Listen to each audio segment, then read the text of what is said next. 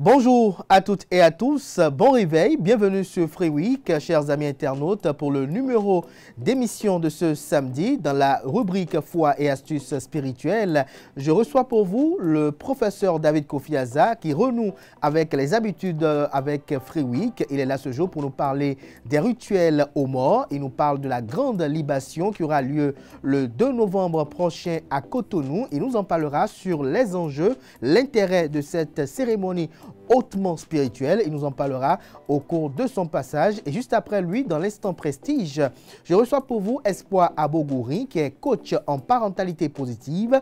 Elle nous parle du métier le plus fou au monde, celui d'être parent. C'est un ouvrage qu'elle a sorti qui sera rendu public le 30 octobre prochain. Elle nous en parlera.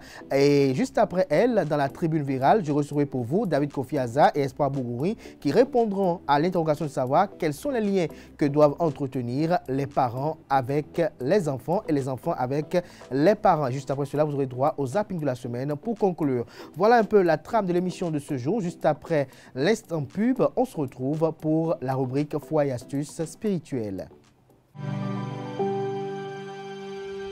Tu viens d'avoir le bac ou tu veux te reconvertir dans un domaine d'avenir, faire le choix du numérique et rejoindre l'école supérieure d'administration, d'économie, de journalisme et des métiers de l'audiovisuel ESAE. De nouvelles filières sont disponibles dès cette rentrée: informatique et multimédia, informatique industrielle et maintenance, réseau informatique et télécommunications, système informatique et logiciel, sans oublier les filières initiales: administration générale, administration des finances, administration des affaires, sciences juridiques, sciences économiques, sciences de gestion, journalisme et métiers de l'audiovisuel. ESAE est disponible sur 4 sites: Cotonou Bedroumende, Cotonou Akpakpa, Abomey-Calavi et Parakou. Pourquoi choisir l'ESAE? Des formations conçues pour le marché de l'emploi, des enseignants expérimentés et passionnés, des infrastructures modernes avec équipement de pointe, des opportunités de stage et d'emploi garanties. Les inscriptions sont en cours et les places sont limitées. Ne rate pas ta chance,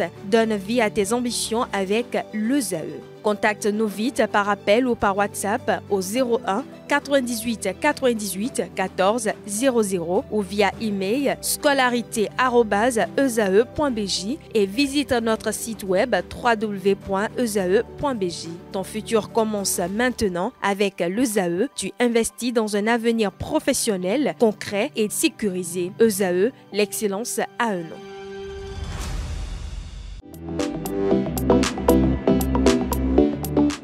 Foi et astuces spirituelles, chers amis internautes, nous sommes à quelques encablures du mois de novembre, un mois qui est consacré à la mémoire de nos illustres disparus.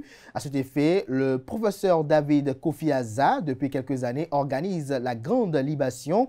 Il est de retour sur les plateaux de Free Week après un court séjour, notamment dans l'Hexagone. Il est là ce jour pour nous parler de la grande libation, nous parler des rituels aux morts, quels en sont les enjeux qui y concourent. David Kofi Aza, qui est prêtre de phare et président du CONASEB, le Conseil national des cultes endogènes. David Kofi Aza, bonjour. Bonjour. C'est un plaisir de vous revoir. Ben, le plaisir est partagé. Hein. Après de belles vacances, si on peut le dire ainsi. Ben, est-ce que c'est des vacances? C'est juste la routine. La routine. Oui. Alors, le cabinet de là-bas doit être entretenu. Il faut que le cabinet soit entretenu au même titre que ce qui est ici. Ce qui est ici. Voilà. Alors, David Kofi Aza, la grande libation, pourquoi cette initiative? Déjà, la grande libation, parce que la libation elle-même, déjà, c'est un rituel qui est fait annuellement dans beaucoup de familles. Hein. On appelle ça Simiba, c'est-à-dire c'est la libation, donc mettre de l'eau par terre pour les défunts. Et ça se fait généralement à partir du mois de novembre. Donc début novembre, chaque famille organise ce qu'on appelle le Kaple-Play, et puis on fait le Rambiba, le Simiba, tout ça. Et la grande libation, c'est une manière de fédérer tout ce qui se fait sans pour autant oblitérer ce qui se fait dans chaque famille. C'est-à-dire que ce qui se fait dans chaque famille, il va continuer par se faire, mais il y a un qui est prévu au plan national pour célébrer les défunts. Parce qu'au plan national, nous avons les anciens présidents qui sont là, nous avons des rois, des anciens rois défunts qui sont là, et quand je parle d'anciens présidents, je parle d'anciens présidents défunts. Nous avons aussi des héros qui ont beaucoup fait pour la nation, qui sont également là. Nous avons des illustres disparus qui sont également là. Nous avons de grandes personnalités qui sont décédées et dans certaines familles n'ont pas reçu le rituel funèbre pour les accompagner. Et tous ceux-là se disent, la République me doit, mais on ne me reconnaît rien en retour. Et encore que la République reconnaît les membres de nos ancêtres, surtout au niveau de sa constitution, nous sommes dit il faudrait alors qu'on puisse fédérer, qu'on puisse concorder toutes ces libations-là en une très grande libation qui va regrouper la nation tout entière dans toutes ces articulations, en quelque sorte. Donc c'est là que nous avons mis en place cette cérémonie-là, qui est une cérémonie pour célébrer nos défunts, célébrer au plan national nos morts. Mais David Kofi Aza, qu'est-ce que l'on gagne à faire une libation pour les défunts? D'accord. Vous savez, autant que nous sommes des êtres souciés sur des défunts. Ah bon? Oui, nous sommes tous des êtres souciés sur des défunts. C'est-à-dire que nous sommes issus d'un père, qui est lui aussi issu d'un père, qui est lui aussi issu d'un père, jusqu'à l'infini. Mais la plupart du temps, on a souvent la chance d'avoir une, deux ou maximum 3 générations. C'est-à-dire que les autres qui sont de l'autre côté nous observent et ils se disent, celui-là, il porte mon sang. Donc, il faudrait forcément que le sang que nous avons reçu en héritage, le vrai héritage sur cette terre, c'est le sang que nous recevons. Ce n'est pas le bien matériel ou financier, mais c'est le sang que nous avons. Donc, ce sang-là, c'est un héritage que nous avons reçu de quelqu'un. Et ce quelqu'un-là ne vit plus. Donc, il nous faut d'abord manifester une certaine reconnaissance vis-à-vis de ce quelqu'un-là. Et en retour, lui aussi pourra nous combler de sa grâce. Parce que vous savez, les défunts sont porteurs de grâce. Et surtout de grâce de préservation de la progéniture, donc de la protection, de grâce de bien-être matériel et financier de la famille. Oui. Maintenant, au plan national, au plan supra maintenant, les défunts qui ont eu à assumer des fonctions nobles au sein de la République, nous considèrent la Res Publica comme un héritage qu'ils ont laissé. Et il faudrait également que nous puissions manifester une reconnaissance vis-à-vis de ceux-là aussi, pour qu'en retour, ils puissent, à partir de leur clémence, déverser leur grâce de bien-être, d'harmonie, de concorde, d'unité et surtout d'évolution au niveau de notre nation. Donc, les défunts concourent au bien-être d'une nation. Parce qu'ils ont été. Oui. Ils ne sont plus, mais ils sont toujours avec nous, puisque la tradition conçoit, et aujourd'hui, la science est prête maintenant à démontrer ça, la tradition conçoit que les morts ne sont pas véritablement morts, c'est un transbordement qu'on opère, que l'homme opère, et que l'âme et l'esprit de l'individu basculent de notre côté, oui. Prend un autre corps, sur un plan beaucoup plus subtil. Et de là-bas, ils influencent beaucoup plus efficacement et peuvent influencer le mental de l'individu qu'ils sont censés protéger. Alors, pour cette grande libation, qu'est-ce qui est prévu pour cette édition-là? La grande libation, ça se déroule en 2 phases. La première phase a lieu 72 heures avant la grande libation. Et cette phase-là nous permet de pré-invoquer. C'est-à-dire? Nous invoquons par anticipation tous les défunts de la nation, à partir des anciens rois décédés du nord au sud, hein, dans toutes les ethnies. Il y a également les anciens présidents défunts. Tous ceux-là sont invoqués et les morts de façon spécifique. C'est-à-dire que ceux qui sont morts par noyade, par accident, par balle, ceux qui sont morts à l'étranger, ceux qui sont morts en brousse, qu'on n'a pas pu retrouver ou même qu'on a retrouvé qui n'ont pas pu avoir un rituel. Tous ceux-là sont invoqués 72 heures avant et on leur fait une immolation. Immolation de quoi? Bœuf? De bœuf, de mouton, de poulet. On leur fait une immolation et ça se fait la nuit. Donc, c'est les roses initiés qui assistent à ça parce que c'est une cérémonie hautement initiatique. Donc, la manifestation des défunts... Pour les sorciers? Non, pas pour les sorciers. C'est parce qu'on invoque de façon, je dirais, pratique l'esprit de ces défunts-là qui répondent. et on leur fait des immolations, on leur fait des offrandes pour leur dire, la nation vous donne rendez-vous. Tel jour, à telle heure et à tel lieu pour recevoir une grande libation. Donc, quand les invoque, on leur fait l'immolation, c'est pour les avertir, les prévenir, pour que tout le monde puisse se retrouver et que tous les défunts puissent se retrouver du nord au sud, de l'est à l'ouest, à cet endroit-là précis où on leur donne rendez-vous. Donc, ça, c'est la pré-invocation. L'invocation elle-même, c'est Tassion Daho, la pré-invocation, quand l'invocation elle-même, c'est Tassion Daho qui préside, c'est forcément une femme qui préside. Oui, pourquoi une femme? Et c'est ce qui est adopté de façon conventionnelle par la plupart des familles, généralement. Même s'il y a le Da qui est là, il y a le Vigan qui est là, il y a les hommes qui entourent les femmes, mais c'est les femmes qui sont beaucoup plus indiquées à faire les offrandes aux défunts. Donc, elle est là, et entourée d'autres hommes qui l'accompagnent aussi pour les offrandes et tout ça. Oui. Et le jour même précisément, elle va procéder à l'ouverture du rituel d'invocation. Oui. Puis après, elle va faire l'invocation générale. Oui. Et après l'invocation générale, la parole sera donnée aux aires culturelles. Donc les nagos vont venir pour faire l'invocation telle que eux, ils le font chez eux. Donc il y a une invocation générale et il y a des invocations spécifiques. Donc il y a le fond qui va faire, il y a les adja qui va faire, le dendi, le batonou, le goun, le yoruba, le adja. Les adja, tout cela vont venir. Donc chaque ethnie viendra faire une invocation spécifique comme on le fait dans cette ère culturelle-là. Selon les rites et coutumes. Selon les rites et coutumes. Avec les éléments, le matériel rituelique qu'il faut. Parce que chaque famille a des matériels ritueliques spécifiques pour invoquer les défunts. Donc, on met les matériels ritueliques de chaque ethnie en place. Et quand l'ethnie vient, prend le matériel rituelique lié à leurs us et coutumes et vont procéder aux invocations spécifiques. Donc, voilà, à peu près, on retient, l'année dernière, on est allé jusqu'à 15 langues, mais cette année, on a décidé de choisir des langues qui n'étaient pas là l'année dernière, et on a choisi des langues les plus parlées, 7 langues les plus parlées, plus les langues qui n'étaient pas là l'année dernière. L'année prochaine, les langues qui ne sont pas, qui sont passées cette année, l'année prochaine, on va choisir encore d'autres langues pour que toutes les ethnies se sentent véritablement impliquées, concernées dans la parce qu'on veut en faire un événement national à l'avenir.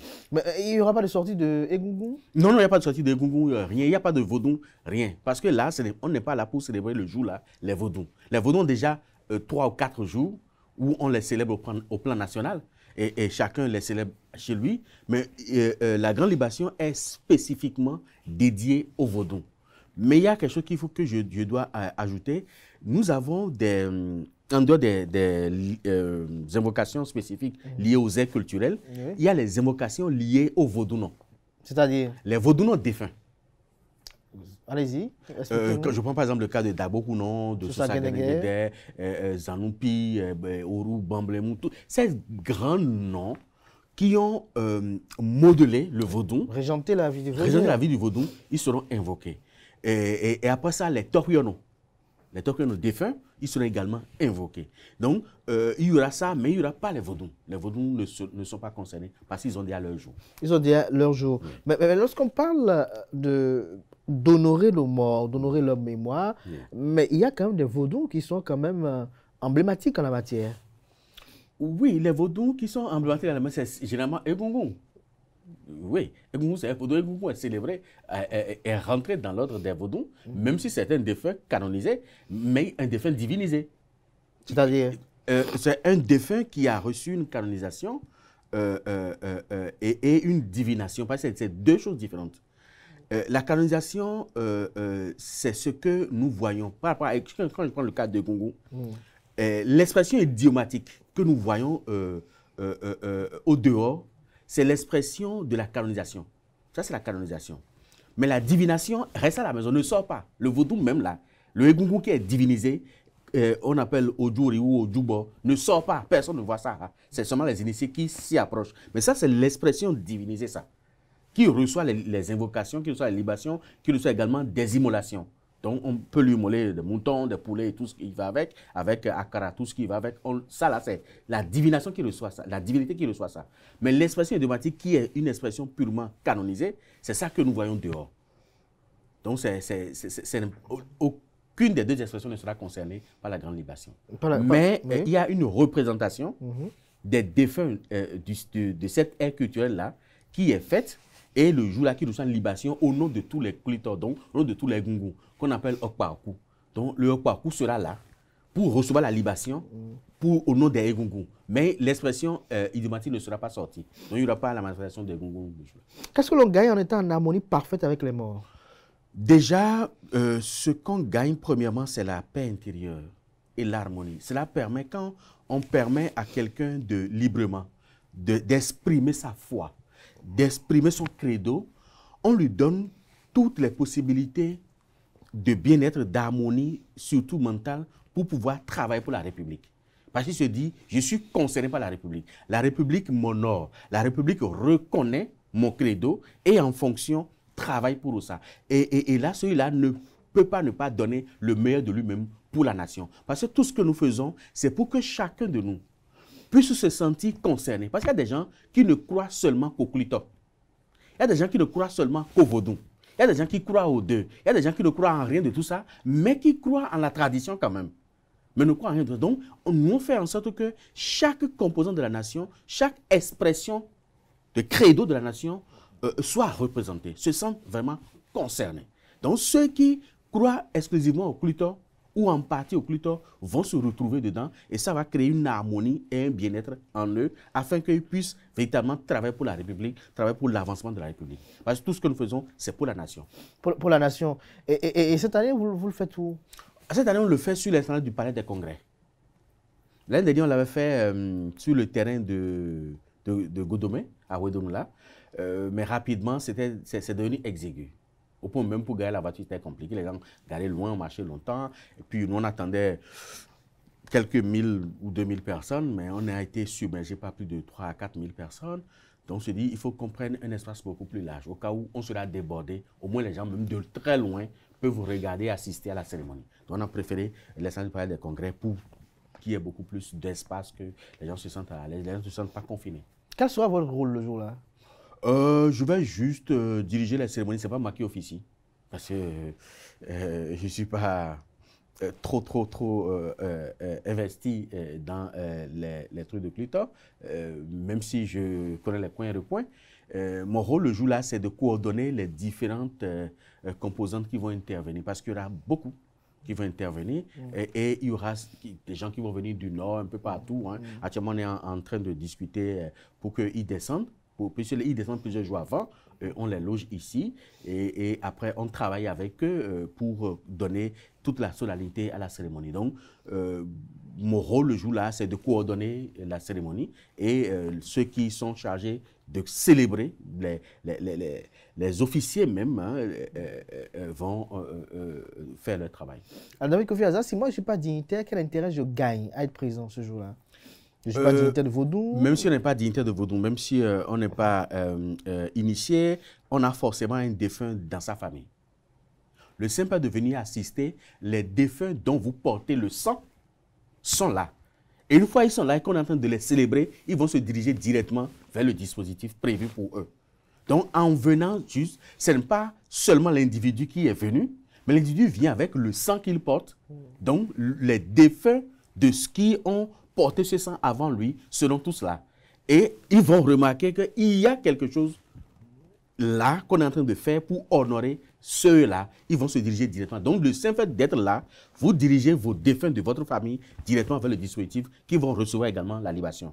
Mais en dehors de ça, vous avez aussi personnellement la possibilité, parce qu'après la cérémonie, où les officiants, le collège des officiers vont passer pour dérouler le rituel, à la fin de la liturgie, il est prévu des invocations, des libations personnelles.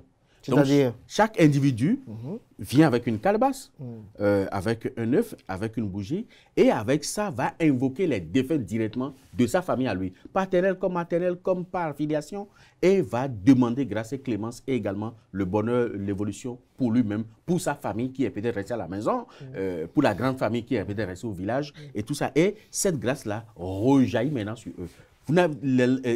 Pour venir, vous n'avez besoin de rien du tout. C'est ouvert au public, c'est une cérémonie nationale, il n'y a rien à payer, vous venez librement. On a juste demandé pour une certaine harmonie et une certaine beauté pour la cérémonie, nous avons demandé à ce que tout le monde vienne en blanc pour manifester une pureté, une sainteté vis-à-vis et un respect vis-à-vis de nos défunts. Mais David Kofi Aza, pour nos amis qui nous suivent à l'instant depuis Tegucigalpa, Paris, oui. Séoul, ou peut-être à Dakar, comment ils peuvent, eux, dans leur chambre, honorer leurs morts? Ils peuvent, ça fait partie des choses, parce qu'on est à la 2e édition, hein, nous pensons bien parler de la 3e édition, ouvrir cela. Ils peuvent même déjà, le jour-là précisément, se focaliser sur Cotonou, sur le palais des congrès, et avoir de l'eau, de boissons sucrées, de boissons fortes à côté. Et dès que... Les trois? Les trois, de l'eau, de boissons sucrées, de boissons fortes. Pourquoi les trois? Quelle est la symbolique des trois? Pourquoi l'eau? Pourquoi la boisson sucrée? Il y a l'électricité, le magnétisme et le neutre. Lequel est neutre? L'eau? La boisson forte, c'est l'électricité. Oui. L'eau, c'est le magnétisme. Et la boisson sucrée, c'est le neutre. Qui n'est ni l'un, ni l'autre. Ah bon? Oui. Et il faut ces trois-là pour former une force, pour déployer une énergie. Et pour déployer cette énergie-là, si vous habitez dans un appartement loin, où vous n'avez pas la possibilité de sortir dans un jardin pour avoir du sable, pour pouvoir faire votre libation par terre, vous pouvez prendre du sable dans une calebasse ou dans un bol isolant. Donc, ça peut être en plastique ou en porcelaine, que vous déposez chez vous. Et à la même heure, au même moment, vous vous focalisez et vous aussi, vous allez commencer, dès que ça commence, vous allez commencer vous aussi par faire l'invocation de vos ancêtres et donner de l'eau, de boisson sucrée, de boisson forte et faire votre... Quel est l'ordre de don? C'est la boisson sucrée, c'est de l'eau d'abord, Oui. la boisson sucrée et la boisson forte. C'est de la gauche, non, de la droite vers la gauche ou de la gauche vers la droite? C'est de la droite vers la gauche. De la droite vers la gauche. Voilà. Ok, d'accord. Si on veut faire 3, c'est la droite vers la gauche. C'est-à-dire, vous le faites 3. C'est-à-dire l'eau de la droite.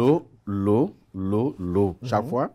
Boisson sucrée, boisson sucrée, boisson sucrée. Oui. Boisson forte, boisson forte, boisson forte. Ok. Voilà. Est-ce qu'il faut mesurer la quantité ou bien? Non, c'est juste quelques gouttes. Quelques gouttes. Oui. Est-ce qu'en le faisant, il faut faire des vœux? Oui, justement. En plus, le faisant, en les invoquant, en faisant la libation, il faut faire des vœux pour soi-même, pour sa progéniture, pour sa famille, pour son travail, pour ses activités, pour ses relationnels. Il faut faire ses vœux. Puisque l'objectif, c'est de recevoir de la grâce qui émane de ceux-là, de ses ancêtres dont on porte le sang.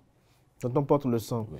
Alors, pour quelqu'un qui a un parent proche particulier, avec lequel il avait une certaine connexion de son vivant et qui n'est plus de ce monde-là, comment lui peut honorer ce parent-là ce jour particulièrement? Ben, s'il peut venir sur place, il peut les honorer sur place, en même temps que les rois, les anciens présidents défunts et tout ça là. Parce que ce qui est fait collectivement donne plus de puissance que ce qui est fait individuellement.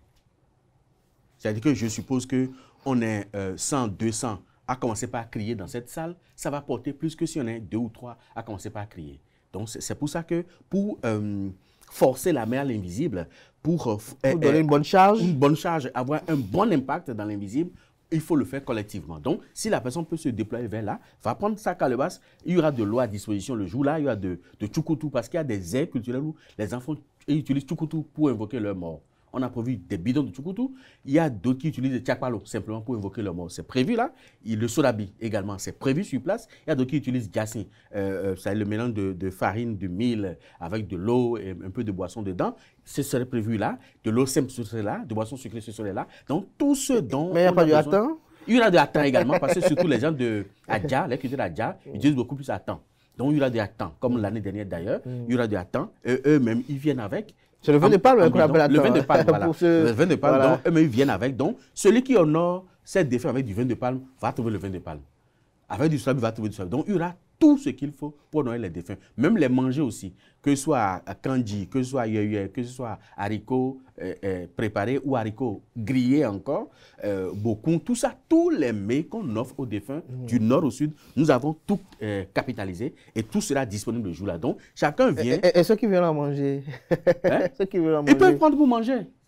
Oui, c'est pour communier avec eux. Ça ne gêne pas. Parce que il y en aura en quantité pour que tout le monde puisse honorer ses défunts le jour-là avec. Pour que tout le monde puisse honorer ses défunts le jour-là avec. L'autre préoccupation, David Kofi Aza, lorsqu'on parle de défunts, on parle de morts. Est-ce que vous trouvez quand même bien séant que l'on ait accroché dans sa chambre la photo d'un défunt? Bien sûr. Ça manifeste sa présence. Parce que ceux qui décèdent, c'est le corps qu'on essaie d'ensevelir. Je dis on essaie. pour des raisons sanitaires et autres. Mais l'individu est toujours là. Donc, et qui n'est pas sensible aux bonnes paroles, aux bonnes œuvres. Donc, accrocher sa photo, l'individu est sensible à ça. Il dit, ah, ceux-là continuent de me porter, il faut que je puisse les accompagner aussi. Ce que peut-être moi, je n'ai pas pu réaliser dans la vie, il faut que je les accompagne pour qu'ils réalisent dans la vie. Parce qu'eux, ils sont dans l'invisible, ils savent les points les plus, en tout cas, les itinéraires les plus rapides pour atteindre le bonheur. Eux, ils savent. Eux, ils savent. Donc, il faut rester en communion avec eux. Il faut rester en communion avec eux. Un petit mot pour conclure. Un petit mot pour conclure, je dirais que chacun de nous, autant que nous sommes des héritiers légitimes de nos ancêtres et nous avons le devoir en conséquence de manifester une reconnaissance envers ces ancêtres-là par rapport à leur sang que nous portons, à leur nom que nous portons et à tout ce que nous avons reçu d'eux en matière de morale, en matière d'éducation, en matière de civilisation. Nous avons le devoir de manifester une reconnaissance. Et en retour, ils auront également le devoir de nous soutenir, de nous maintenir, de déverser une grâce sur nous, mais également sur toute la nation pour que l'année prochaine se passe très bien pour nous, pour tout le pays, et que chacun de nous puisse souffler un peu, avoir un bien-être matériel, financier, et également pour l'harmonie et la concorde de notre nation. Merci à vous, David Kofi Aza, pour ce moment d'échange. Le dimanche 2 novembre. Dimanche 2 novembre. Au Palais des Congrès. Ce qui est sûr, le samedi prochain, vous serez encore avec nous. Il n'y a pas de souci. Pour nous parler davantage des morts, quelles sont les relations qu'il faut entretenir. Lorsqu'on a un mort, quelle est la posture à adopter. Lorsque quelqu'un disparaît tout de suite, quelles sont les prédispositions qu'il faut avoir. Ça, c'est important quelle est la aussi. connotation, pour parler de la vibration spirituelle, la charge spirituelle, si je dois bien m'exprimer, qu'un mort regorge lors de ses premières heures de disparition.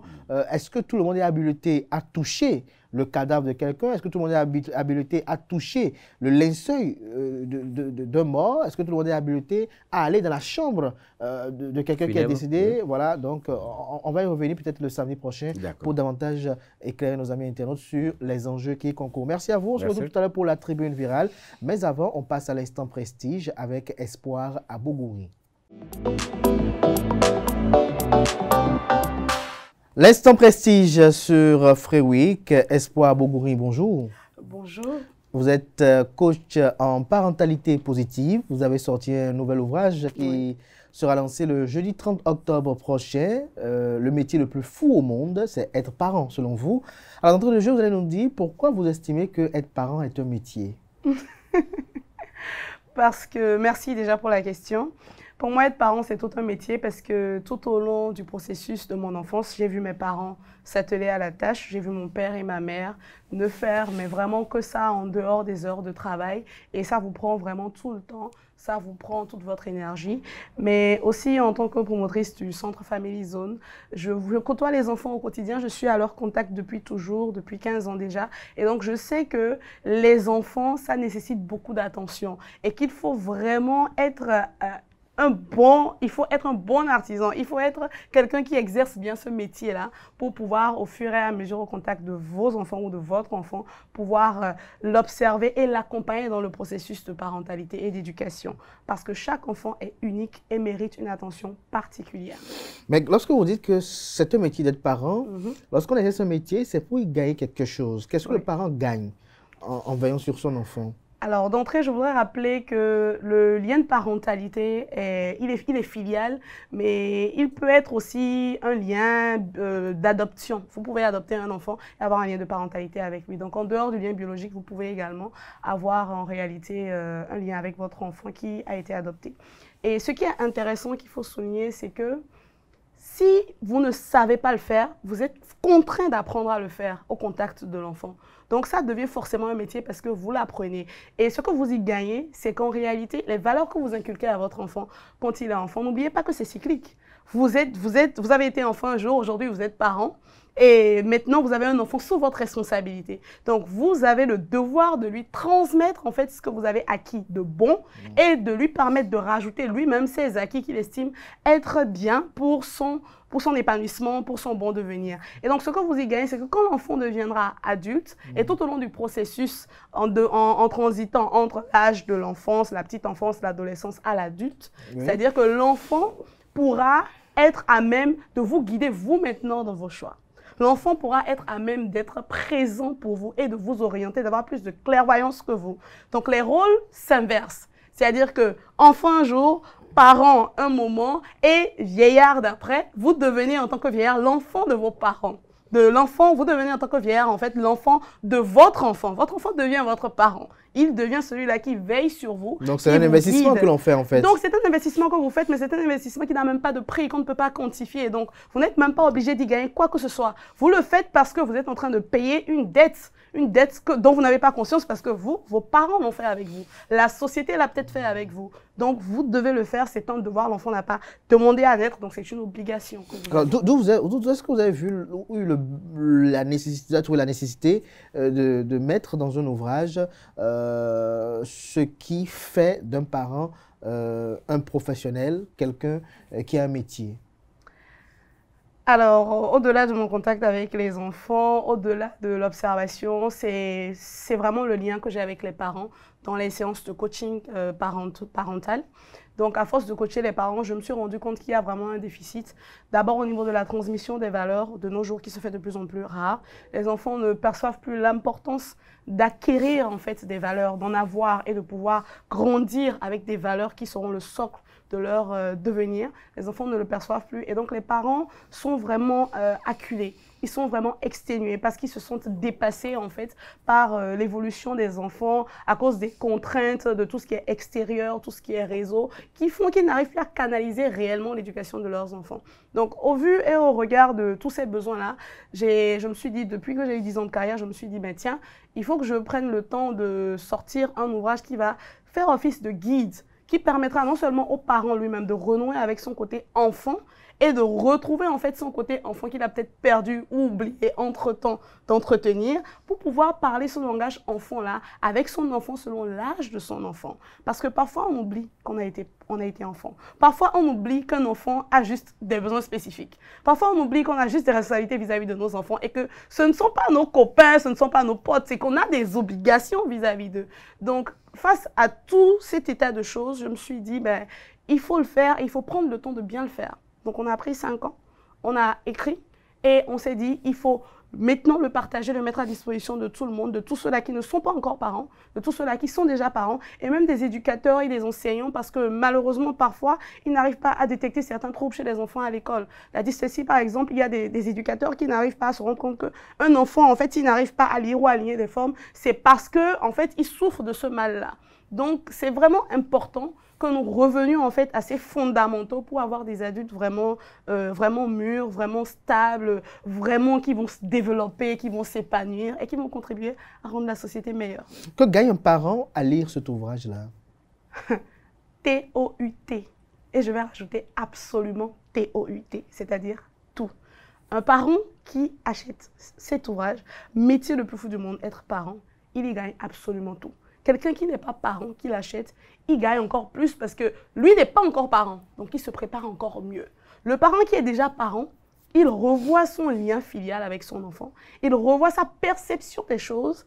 Il revient de façon intrinsèque à certaines valeurs initiales qu'il avait lui-même en tant qu'enfant ou qu'il a peut-être enterré quelque part, se disant que ça, c'était avant.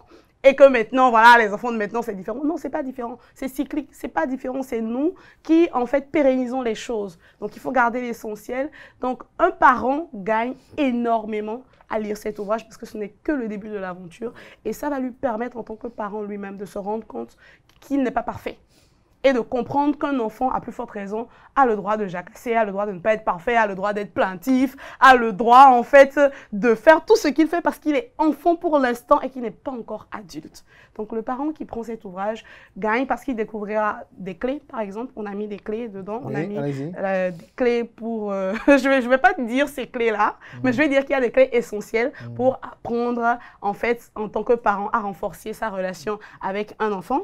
On a parlé de la méthode IMI. On a parlé de la spécificité de chaque enfant. On a parlé de la bienveillance, en fait, qu'il faut entretenir en tant que parent. Bien que rigoureux, bien qu'exigeant, il faut avoir de la bienveillance avec son enfant. C'est très important parce que quand le temps de l'enfance passe, l'enfant garde en mémoire tout ce que vous avez eu avec lui comme relation. Oui. Donc, quand il devient adulte, qu'il le veuille ou pas, son revivre le ramène à ça. Et ça fait que ça crée parfois des murs entre vos enfants et vous, ce qui n'est pas utile, ce qui n'est pas forcément nécessaire. Oui, on peut s'en passer. Donc, vous avez également des aspects spécifiques pour vous aider à identifier certains troubles chez vos enfants. On a parlé des enfants HP, des enfants à haut potentiel en fait. Donc, on vous a décrit comment vous pourriez identifier des enfants à haut potentiel, comment vous pourriez savoir en fait tel est un enfant à haut potentiel. On n'a pas la prétention d'être des pédopsychologues et autres, mais on travaille avec certains. Donc, ça nous a permis au contact et avec l'expérience avec les enfants de pouvoir mettre des pistes pour orienter les parents pour aller vers des spécialistes. Donc, un parent qui, par exemple, estime que son enfant est stupide, entre griffes, ce qui n'est pas bien, ou est bête, ou a du retard, il peut découvrir, en fait, qu'en réalité, son enfant est hyper intelligent, mais que c'est lui, malheureusement, qui n'arrive pas à comprendre, en fait, ce qui se passe avec son enfant, et qu'il devrait, en fait, aller vers un spécialiste pour détecter réellement quelle forme d'intelligence son enfant a. Donc, ça m'emmène à vous dire qu'on a parlé des différentes formes d'intelligence.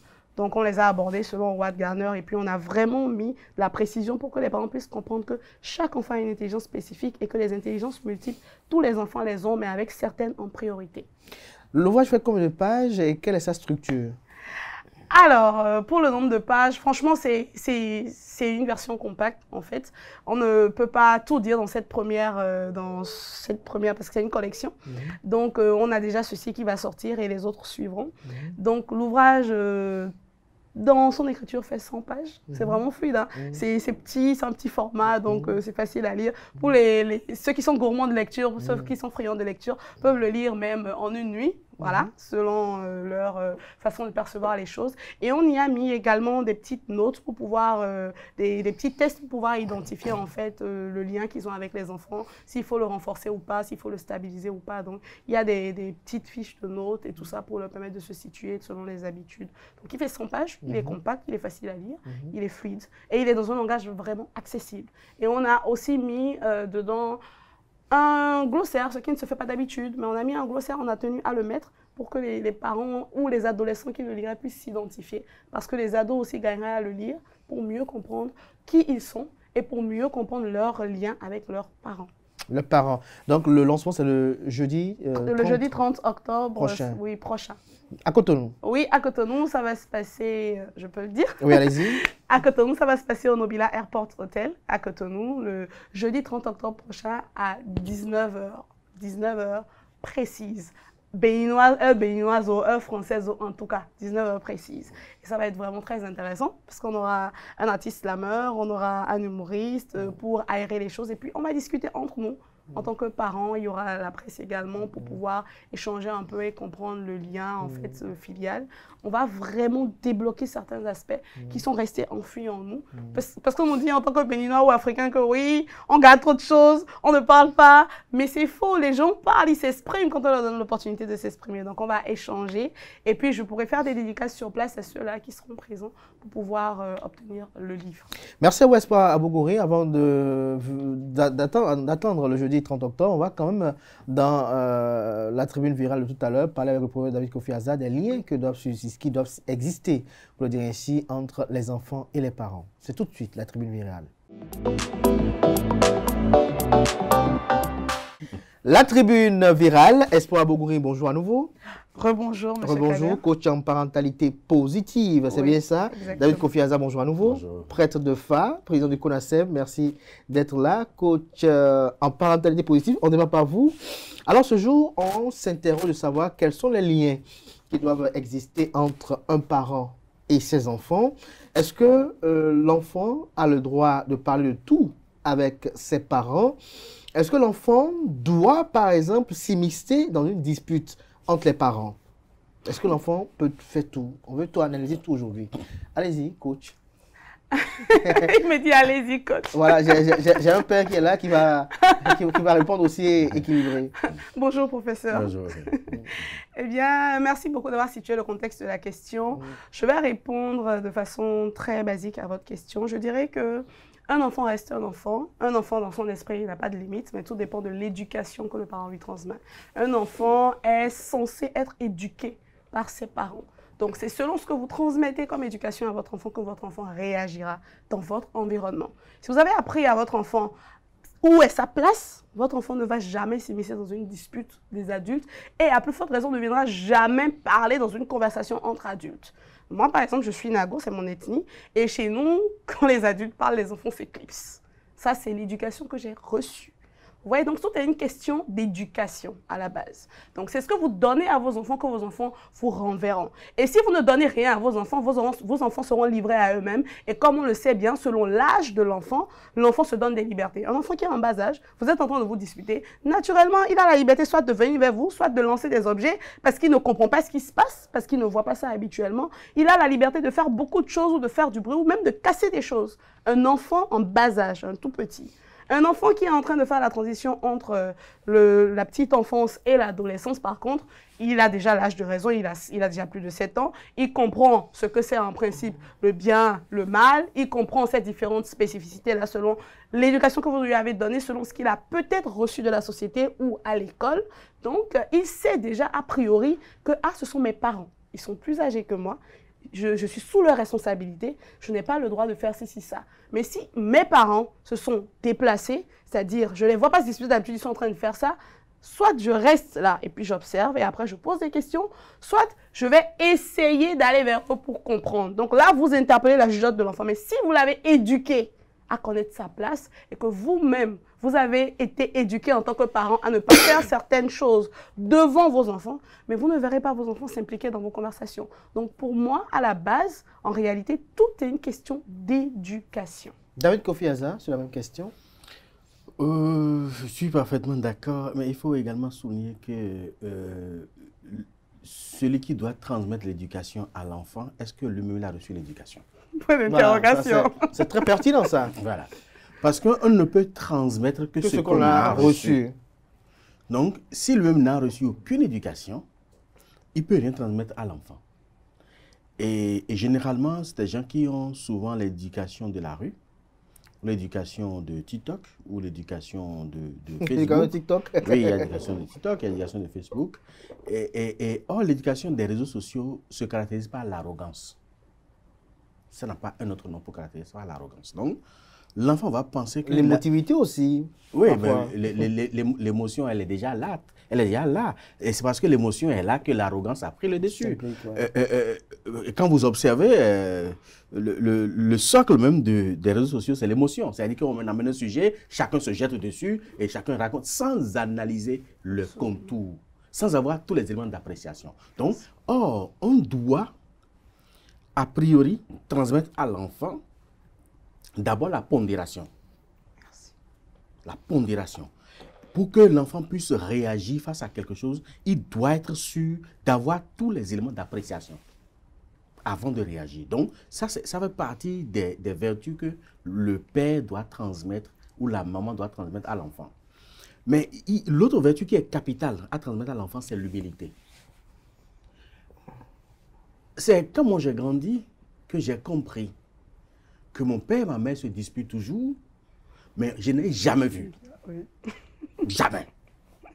Or, aujourd'hui, on ne regarde même pas s'il y a des parents. Même parfois, on a des invités à la maison. Et c'est devant les invités que la femme et l'homme commencent pas à s'engueuler. L'enfant est là, l'enfant voit. L'enfant va se dire que c'est normal. C'est normal. Parce que quoi qu'en soit ce qu'on va dire ici, c'est ce que l'enfant voit de son bas âge. Qu'il retient. C'est ça là qu'il garde comme norme. Donc l'enfant définit sa norme en s'inspirant des normes que les parents lui ont imposées.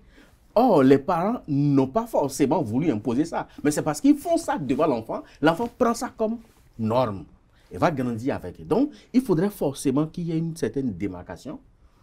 Le parent ne peut pas tout faire devant l'enfant. Ne peut pas tout dire devant l'enfant. Même avec sa femme, même avec ses frères. Non, le parent ne peut pas tout devant l'enfant. Parce que l'enfant va prendre exemple sur ça. Mais la relation qu'il peut y avoir entre parents et enfants doit être basée sur d'abord le respect. Oui. Le respect, il faut forcément ça. Et à partir de ce respect-là, le parent développe avec son enfant une amitié. Parce que parfois, il y a des choses que l'enfant veut dire à ses parents. Mais il se réserve de dire. Pour recevoir une orientation. Parce qu'il semble être perdu. Mais la peur fait que Se réserve. Il va se réserver et il va le dire à quelqu'un au dehors qui n'a pas d'expérience. Et celui-là va lui inculquer quelque chose qui ne cadre pas avec la réalité.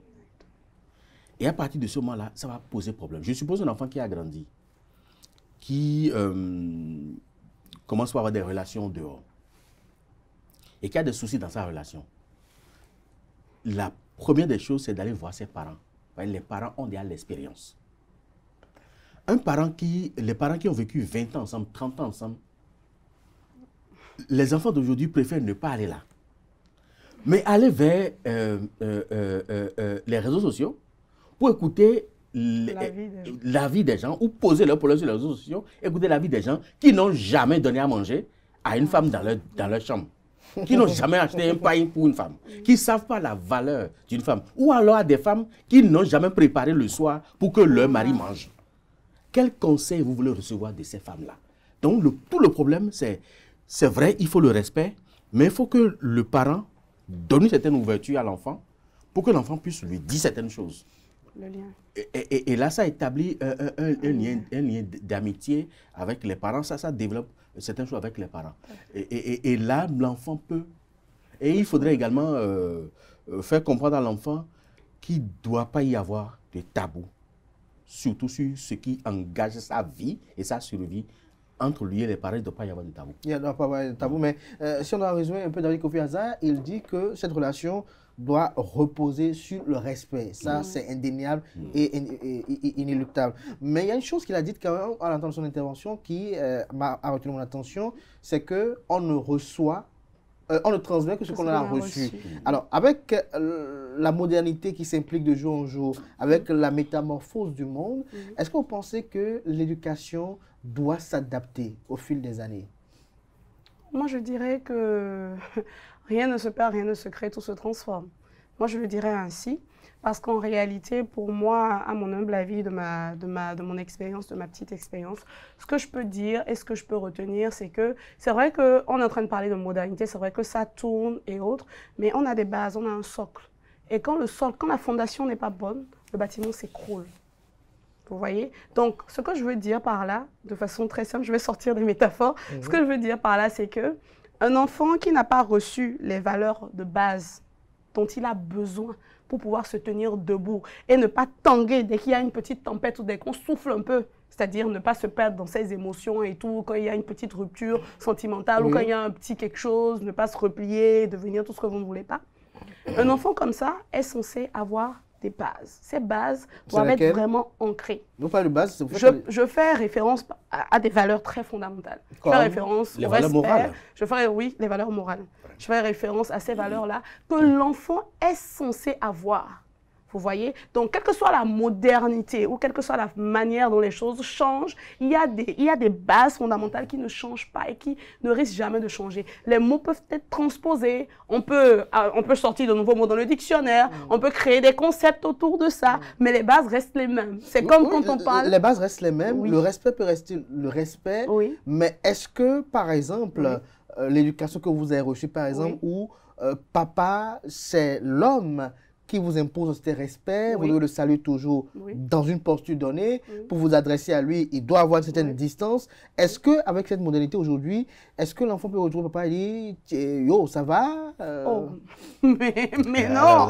On voit des enfants tutoyer leurs parents, on voit des enfants parfois parler à leurs parents comme s'ils parlaient à un petit copain. On voit des enfants refuser des ordres de leurs parents. On voit des enfants parfois s'impliquer dans des conversations de leurs parents qui les regardent aucunement. Autrefois, on savait comment les parents règlent ces situations-là. Aujourd'hui, on dit, bon, les enfants sont trop intelligents. Alors, comment on gère tout cela lorsque vous dites que la base reste la même? La base reste la même et c'est d'ailleurs pour ça que nous avons senti qu'il y avait un besoin et que nous essayons de le régler. Et c'est pour ça, c'est parce qu'on ne peut pas répondre à tous les besoins qu'on a déjà sorti un premier livre. Alors, pour répondre à votre question, je dirais, un enfant qui dit « yo » à son père ou à sa mère, c'est que le père lui a permis de dire « yo ». Mais je veux faire la nuance... Est-ce que c'est décent? Non, c'est pas décent. C'est pas décent. C'est pas approprié, c'est pas bien, tout simplement, à mon humble avis, si je dois le... Je vais pas passer par 4 chemins, je vais pas tourner en rond, je dis c'est pas bien, c'est pas bon, d'accord? Votre parent reste votre parent, votre enfant reste votre enfant. Chacun a son couloir, chacun a sa case, même s'il faut créer un lien d'amitié et tout, comme le professeur disait tantôt, le lien reste dans le respect. Alors, je vais faire une nuance. Ce n'est pas parce que je tutoie mon parent, parce que nous, on a toujours, vous voyez, dans notre éducation, mais à partir d'un âge donné, quand on est sorti, notre père aussi, il a dit, mais vous pouvez nous tutoyer, mais on a eu du mal. On a vraiment eu du mal, mais on a commencé à le faire. Mais le respect est toujours là, parce que quand vous prenez les anglophones, c'est le you. Mais vous voyez un peu leur société, ce que c'est. D'accord? Mais leur you ne veut pas dire toi, toi, toi. Je ne sais pas si vous comprenez ce que j'essaie de dire. Tout à fait. Alors, nous, de notre côté, on peut tutoyer le parent si le parent vous autorise à le faire, parce que vous avez parlé de modernité. Et avec la modernité, ça se passe de plus en plus. Moi, je vois beaucoup d'enfants qui tutoient leurs parents. Mais je dis aux parents, attention, il ne faut pas que la limite soit franchie. Ce n'est pas parce que tu tutoies ton parent que tu dois lui manquer de respect, ça reste ton parent. Et le tutoiement dont nous parlons là, il est dans quelle dimension? C'est parce que tu tutoies ton parent que tu vas dire, moi mon père s'appelait Valentin, bonjour Valentin, comment tu vas? Mais jamais de la vie, c'est pas de ça qu'il est question.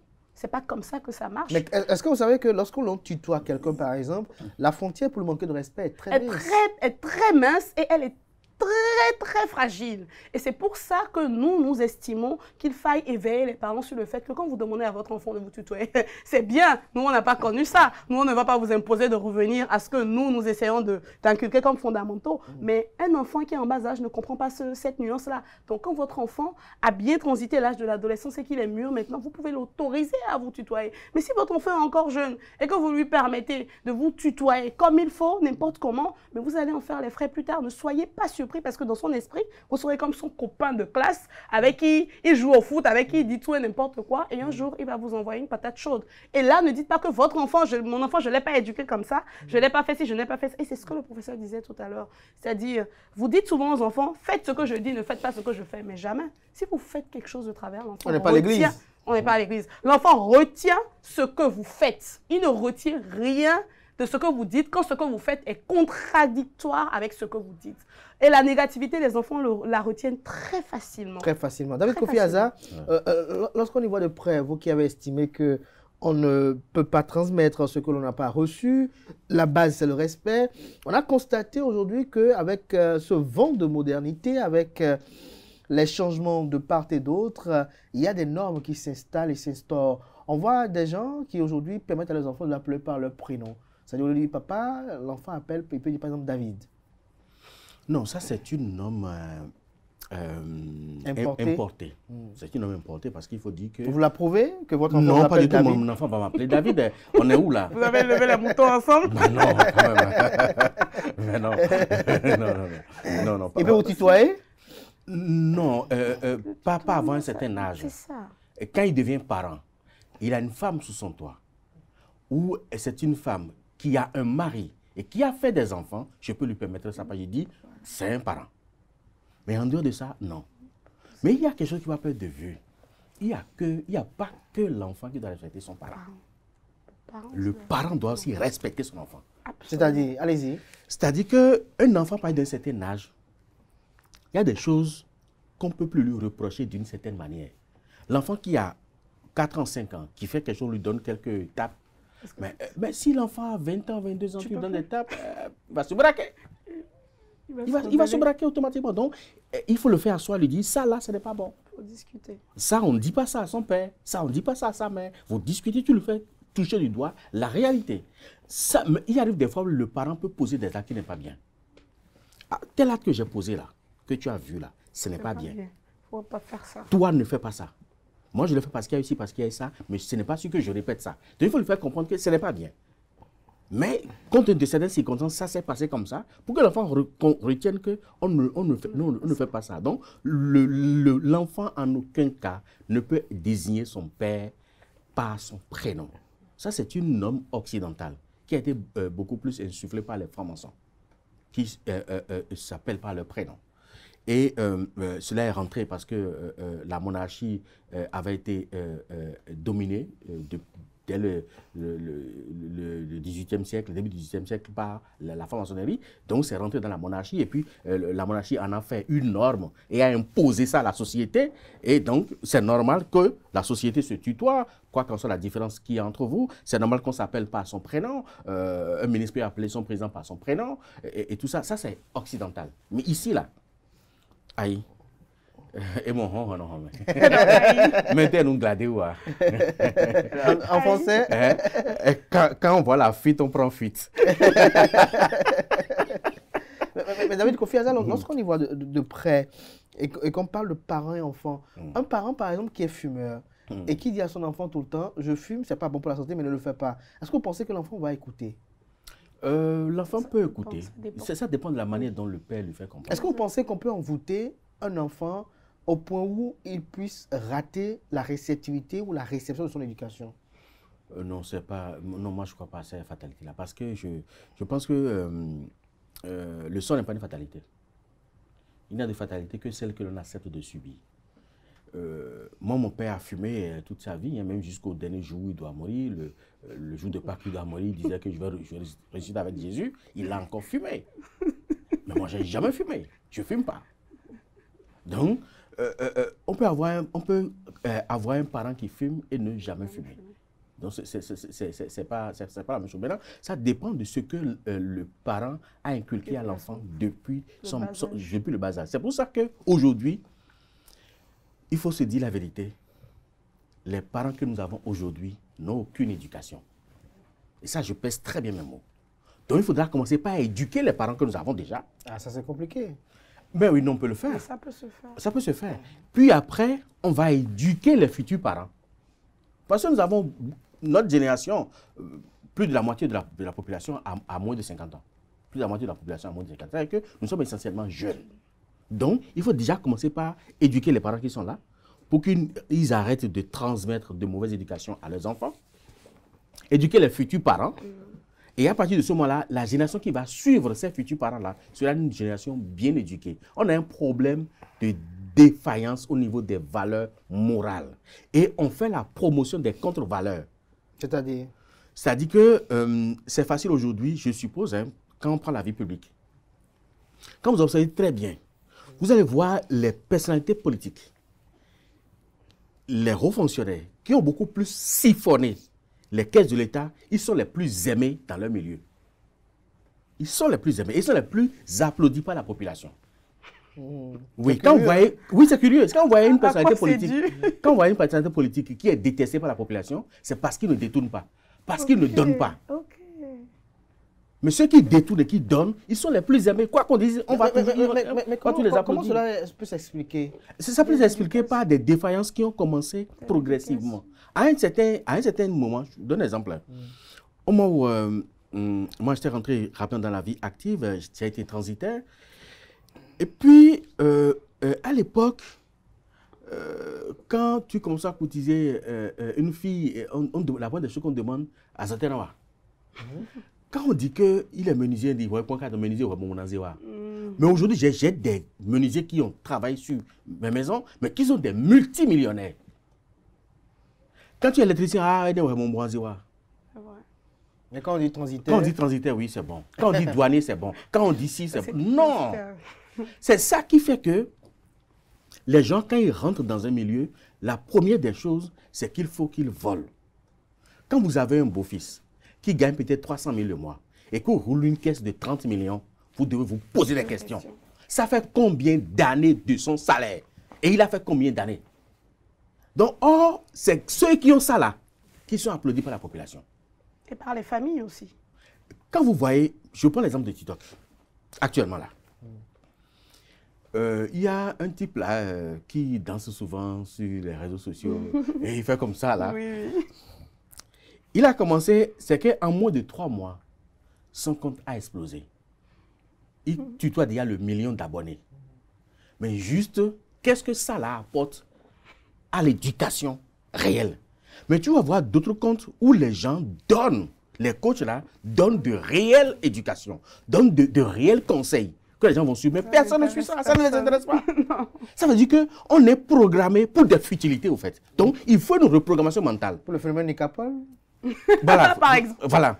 Par exemple. Quand on prend ce phénomène, il faut voir des millions qui sont scotchés sur son compte, ceux qui sont abonnés sur son compte. Parce qu'il leur offre un programme peut-être. Et à chaque live, c'est des problème. dizaines de milliers de personnes qui sont connectées. Et qui envoient même de l'argent et beaucoup de choses. Hein. Mais qu'est-ce que celui-là, ce petit-là apporte dans l'éducation De la société. de la société. Rien. Mais la société est scotchée sur ça. Ils offrent à la société un programme qu'ils n'ont pas sur les chaînes ordinaires. Et quand vous prenez les lives, par exemple, les lives de, comment ils appellent ça, Béret ou je ne sais pas quoi, là, vous allez voir 30 000 personnes qui sont connectées, 40 000 connectées.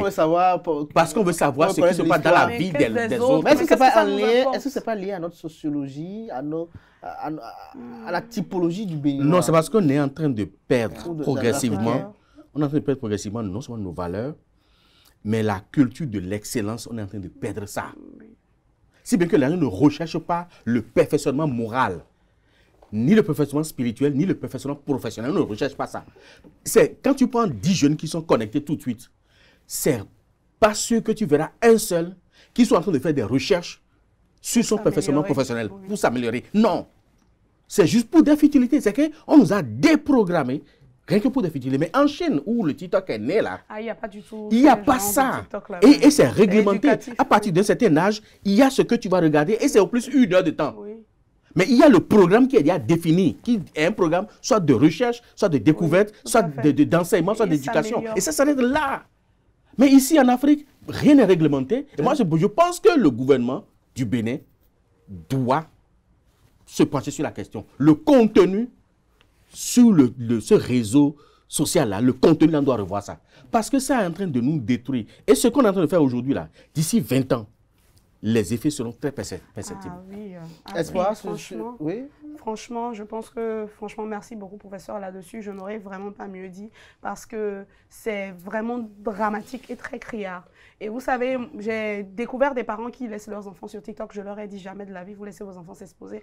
Vos enfants n'ont même pas encore 15 ans, 17 ans. Ils n'ont même pas encore 21 ans. Qu'est-ce qu'ils vont faire sur TikTok? C'est parce que vous avez une connexion Internet à la maison et que vous leur avez mis un téléphone en main. C'est pour qu'ils arrêtent de pleurer ou qu'ils arrêtent de... Et je suis avec des parents même en plein coaching quand je me rends compte qu'on dit « Mais va prendre ta tablette là et puis laisse-moi, je suis en discussion. » Je dis « Mais non, la discussion que nous on a justement, c'est par rapport à l'enfant. Mais vous ne pouvez pas juste aller l'occuper devant l'écran. Prenez-lui l'écran parce que l'écran ne l'arrange pas. Vous avez des jouets éducatifs à disposition que je vous ai remis. Utilisez ces jouets-là. Si l'enfant s'ennuie trop, qu'il aille apprendre dans un livre. Ça va l'aider, ça ne va pas détruire sa vue. Nous, aujourd'hui, je mets des verres, j'aurais jamais imaginé mettre des verres. Mais heureusement, j'ai commencé à mettre des verres après 30 ans. Heureusement. Mais vous imaginez si j'avais été exposée aux écrans à l'âge auquel ces enfants-là sont exposés aux écrans aujourd'hui, sous prétexte que les écrans sont devenus la nounou 2.0 des parents pour que les enfants leur foutent la paix. Mais qu'est-ce que je serais devenue? Je pense même que je n'aurais pas eu assez de jugeote pour écrire un livre. Sans compter qu'ils en cassent chaque mois, il faut remplacer. Exactement. Avec le coût des tablettes aujourd'hui. Oui, et quand ça se casse, vous savez ce qui se passe? Le parent, allez, faites une expérience, allez vous asseoir dans un fast-food à Cotonou ou dans n'importe quel pays africain. Vous allez voir que les parents sont là. C'est-à-dire, c'est une sortie juste, même ceux qui essaient de sortir les enfants, c'est juste pour sortir les enfants une fois et avoir la paix, quoi, pour leur prendre des glaces. Tous les enfants ont les téléphones de leurs parents en main. Les parents ont souvent 2-3 téléphones chacun. Donc, ils ont les téléphones qu'ils remettent aux enfants. Et eux-mêmes, ils ont leur téléphone. Même quand le serveur vient demander la commande, ils n'entendent pas. Les enfants n'entendent pas. Et on arrête tout. On dit, OK, ramenez telle glace pour tout le monde, tel parfum. Tout le monde va prendre glace et puis on va rentrer. Mais ce n'est pas de ça qu'il s'agit. Si vous n'avez pas de la disponibilité pour discuter entre vous. Moi, je me rappelle des repas en famille. C'est des moments très importants. C'est des moments qu'aujourd'hui, mais on chérit avec beaucoup d'amour et beaucoup de cœur. On ne peut plus retrouver ces moments-là, en fait. Vous voyez? Ce qui fait que quand votre parent n'est plus là, ce sont ces moments-là que vous créez après avec vos enfants. Parce qu'on vous a créé cette connexion-là, ce lien-là existe. Mais nos enfants aujourd'hui n'ont pas ça. Ils sont plus affairés, les enfants les tout petits. Hein. Par exemple, il y a des bébés sur les réseaux sociaux. Je vois, il y a bébé Matifa qui fait du contenu. Il y a des bébés, il y a des jeunes, il y a bébé chinois ou je sais pas Thomas. Quoi. Voilà, vous voyez. Et on se dit que pour ça, comme on veut aussi avoir des enfants stars, il faut que nos enfants suivent ça. Vous savez, faites des recherches sur tous ceux qui étaient stars quand ils étaient enfants. Regardez ce qu'ils sont devenus quand ils ont grandi. Et on en reparle. Parce que les preuves sont là, mais faites des recherches. Ne regardez pas l'instant. Regardez, en fait, il y a ce qu'on appelle l'effet cumulé. L'effet cumulé, en fait, c'est un livre que j'ai lu et c'est vraiment très intéressant. L'effet cumulé, en fait, ça dit tout simplement ceci. Quand vous voyez quelqu'un qui fait quelque chose de bien, vous voulez perdre 15 kilos, 20 kilos, d'accord? Je vous donne un exemple. Supprimez juste le petit déjeuner. Gardez un dîner léger, gardez un déjeuner bien copieux, complet si vous le voulez. Supprimez juste le petit déjeuner, tout ce qui est calories du matin, supprimez ça. Faites de la marche tous les jours. Marchez, au lieu de prendre votre voiture tout le temps là. Marchez les soirs avec vos enfants, discutez. Faites peut-être à peine 5 km avec vos enfants en aller-retour et discutez avec eux. Laissez les téléphones à la maison. S'il y a une urgence là, gardez un numéro de téléphone en tête que vous pourrez appeler. Il y a toujours quelqu'un qui passe qui peut vous aider. Ou éteignez et gardez dans votre poche. Alors, marchez avec vos enfants, discutez avec eux, qu'ils vous racontent leurs rêves, leurs aspirations et faites-le tous les soirs sur 1 an, 2 ans. À partir de la 2e année, vous verrez les résultats. Contrairement, vous allez même perdre 20, 30 kilos. Un parent qui marche avec son enfant tous les soirs, qui garde son téléphone en poche en cas d'urgence et qui laisse le téléphone de l'enfant, même si l'enfant en a un, et ils marchent ensemble tous les soirs, au bout d'une année, vous ne verrez pas de différence entre ce parent-là et le parent qui continue à prendre ses 3 repas journalièrement, qui ne fait pas de marche et qui va au boulot normalement. Au bout de la 2e année, vous verrez que ce parent-là, puisque en prenant de l'âge, on commence à prendre du poids en temps normal. Mais ce parent-là va se bonifier avec le temps. C'est-à-dire qu'il va peut-être rajeunir. Il n'aura pas un gros ventre bedonnant, il sera bien dans sa peau, sans forcément faire du sport tous les jours, mais juste avec un peu de marche tous les soirs sur 2 ans. Au bout de la 3e année, il aura presque encore athlétique. Son enfant va garder ça. Et c'est pour ça qu'on parle de discipline dans tout ce que nous faisons.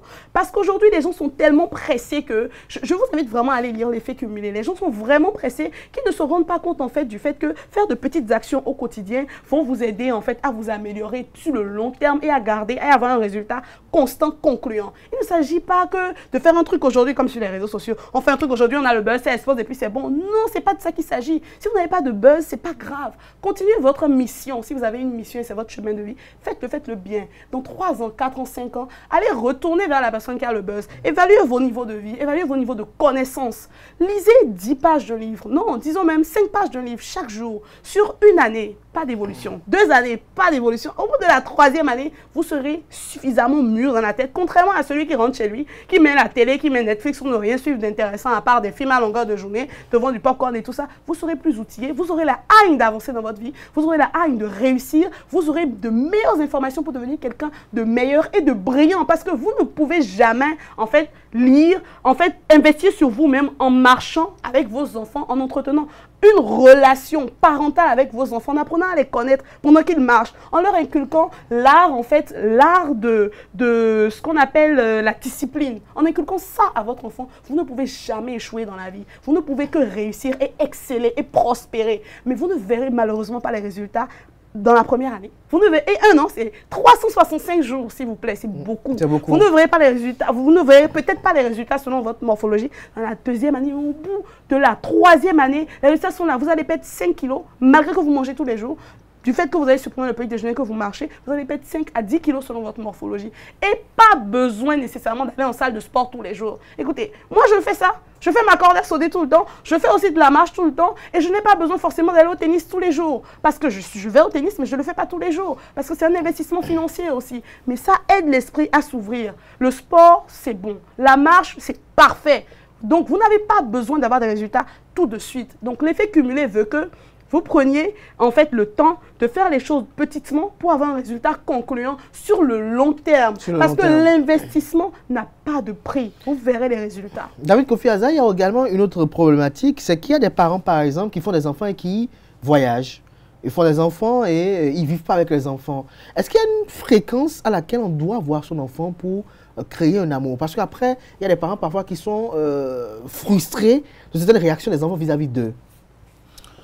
On ne peut pas dire qu'il y a une fréquence forcément. Si la nécessité professionnelle oblige le parent à s'éloigner, aujourd'hui, les nouvelles technologies permettent de se rapprocher, de rester en contact tous les jours. On peut se voir matin, midi, soir si on veut.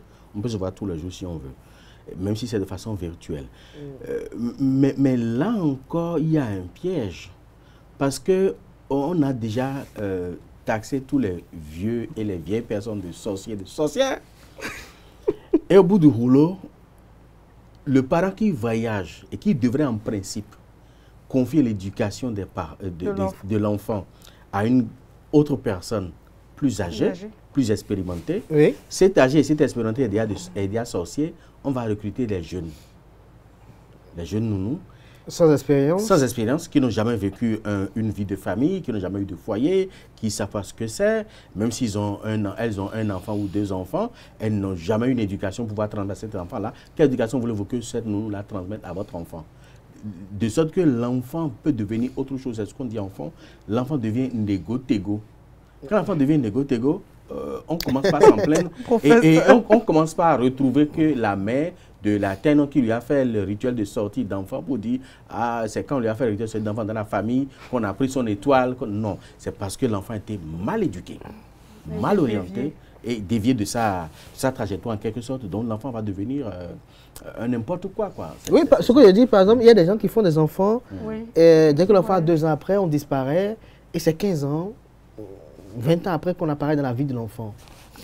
Oui, ça dépend. Hein. On ne peut pas juger. On ne peut pas juger a priori par rapport à ça. Il faut voir ça de cas par cas. Mais pendant ce temps-là, l'enfant est confié à qui? Si l'enfant est resté avec sa maman, et sa maman a une très belle éducation, une très bonne éducation, il n'y a aucun souci. Il y a des enfants qui sont restés exclusivement avec leur mère, mais qui sont très bien éduqués. Absolument. Donc, ce n'est pas forcément, il faut que le papa soit là, forcément. C'est vrai que l'enfant peut avoir une défaillance affective, surtout parentale. Mais si la maman est là et la maman comble ce vide-là, l'enfant peut être très bien éduqué. Il y a des enfants qui ont reçu leur vie en étant uniquement avec leur mère. Je vais poser une question que je vais poser encore également à Espoir Abougoui. Alors, lorsque le parent est divorcé de l'autre parent et que l'enfant est avec l'autre parent, quelle est la relation qu'il doit avoir avec son enfant et avec l'autre parent? La relation, celui qui a la garde, le parent qui a la garde de l'enfant, la première des choses qu'il faut éviter, c'est de ressasser le passé. Ça ne sert à rien. Mais généralement, c'est... Excusez-moi, hein. Non, on ne vous excuse pas, ne le dites surtout pas. Allez-y. J'ai senti venir ça. Allez-y. C'est les femmes qui rentrent sur ce chantier-là. Ouais. Pour dire, ton papa est un inconscient, un irresponsable, un soulard, un ci, un ça. Donc, c'est la femme qui ressort tout ça là à l'enfant. Ça traumatise l'enfant. Ça braque l'enfant contre son père. Et quand l'enfant est braqué contre son père, si c'est une fille, quand elle aura l'âge de se marier, elle sera tout le temps braquée contre son mari. Parce qu'elle va voir les traces de son père à travers son mari. Donc, elle aura du mal à s'entendre avec ce mari-là. C'est le premier aspect. Le second aspect, si c'est un garçon, le garçon finira par développer ce qu'on... Parce que le piège de ce qu'on combat, c'est qu'on finit par ressembler à ce qu'on combat. Ça, c'est vrai. Si vous combattez quelque chose, vous finissez par ressembler à la chose. Et c'est pour ça que Ayon dit, toute chose combattue se nourrit de l'esprit du combattant. Tout à fait. Et finit par le détruire. Donc c'est ça là que vous inculquez à cet enfant garçon qui va finir par détruire ce garçon parce qu'au bout du rouleau, en voulant détester son père, il va inculquer dans son subconscient ces faits-là. Et quand il va se marier, il va se braquer contre la femme. Les maris inconscients ont été éduqués par une femme. Mais oui, les maris inconscients ont été éduqués par une femme. Donc c'est cette femme-là qui est inconsciente, qui a inculqué l'inconscience dans la tête du jeune homme qui est devenu un mari inconscient. Donc tout le problème repose au niveau de la femme. Il y a des maris inconscients qui ont été éduqués aussi par un homme. C'est rare que l'homme passe le temps à ressasser ce qui s'est passé, même si c'est négatif. Rare, mais ça existe. Entre sa femme et son enfant. Professeur, parce que l'homme passe à autre chose. Ça peut exister. On a des hommes, c'est vrai, on retrouve des hommes qui sont très bavards, qui parlent beaucoup, alors que l'homme ne doit pas parler. L'homme doit observer. Et chaque fois que l'homme place une parole, ça doit être une parole d'autorité. Mais quand l'homme passe tout le temps à bavarder, au bout du rouleau, sa parole ne pèse plus. Et même devant ses enfants. Parce qu'il faut savoir parler moins avec les enfants. Parce que quand le parent, l'homme, passe tout le temps à bavarder, à parler, à crier, à insulter, il n'est plus considéré, sa parole n'est plus considérée par les enfants.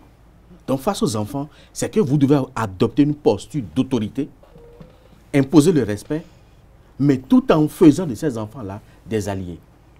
Je vous fais une confidence, moi je vais en boîte avec mes filles. Je danse avec mes enfants.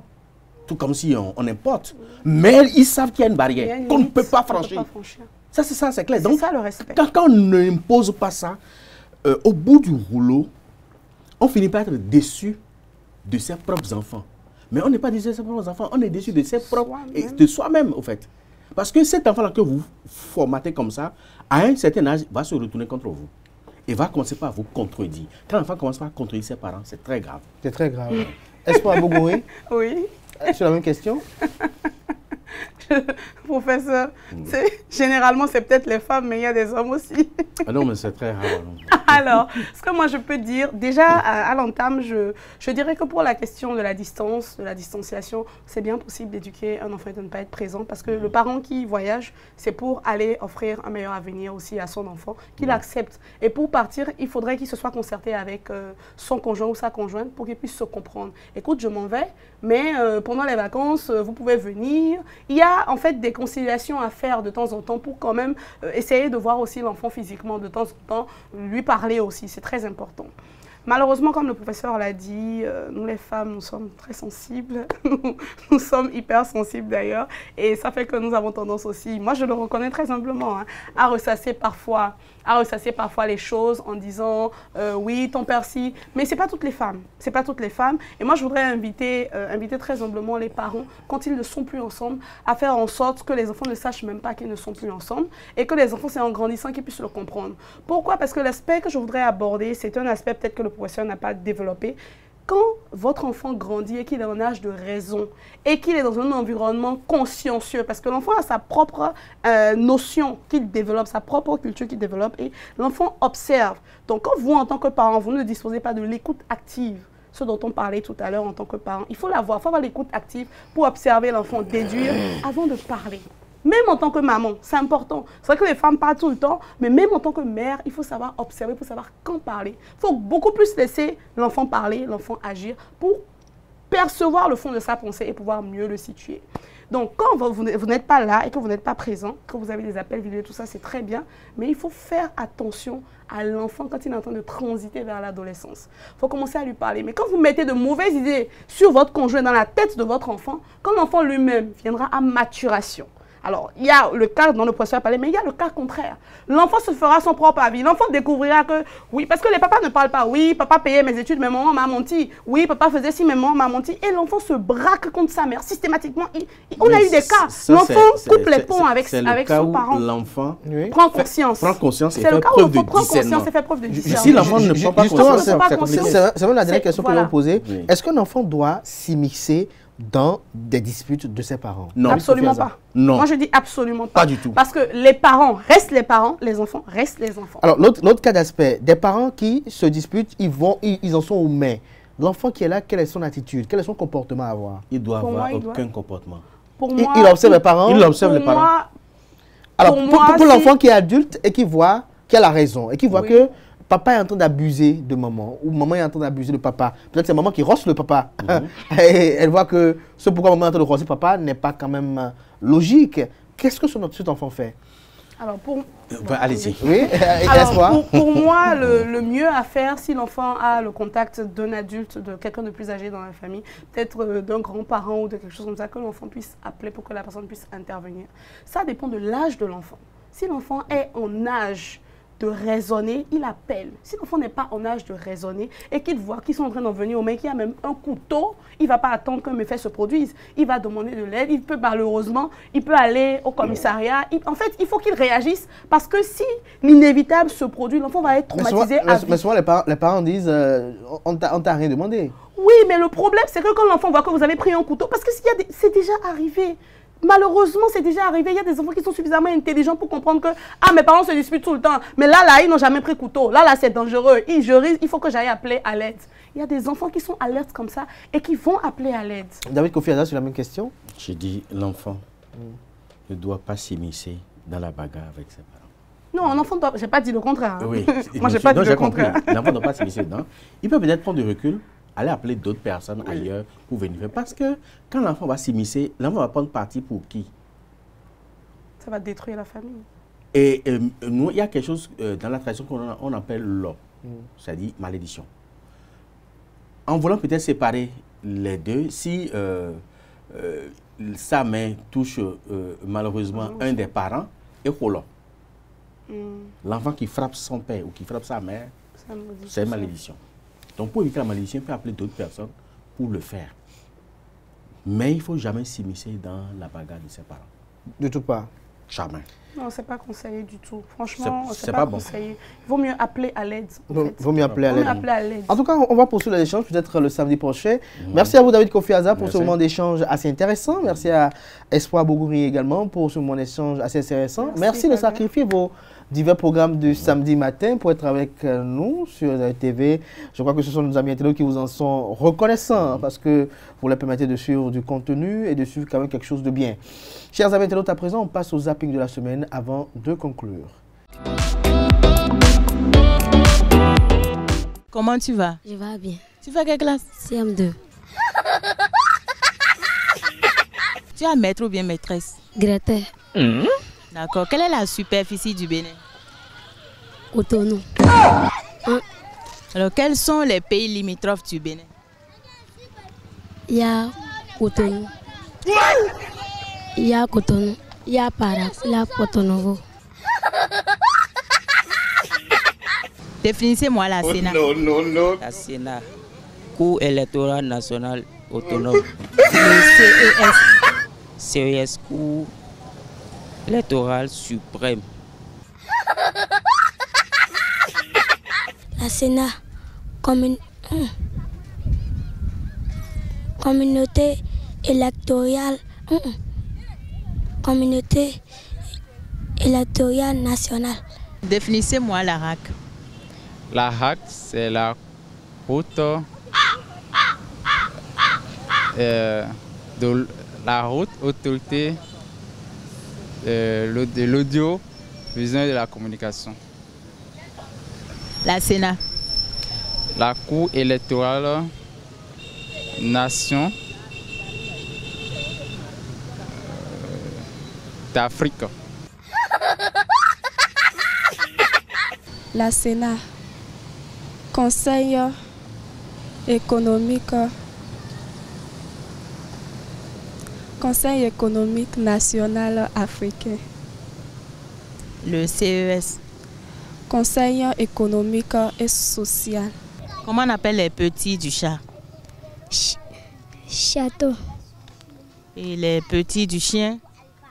Chien. Chien.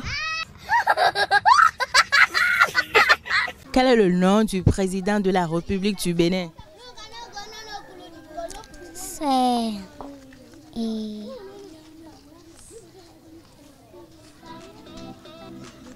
Biogala. Biogala. Et voilà, chers amis internautes, c'est la fin de Free Week de ce samedi. Merci pour l'attention, portez-vous bien. Belle suite de programmes sur ESAE TV.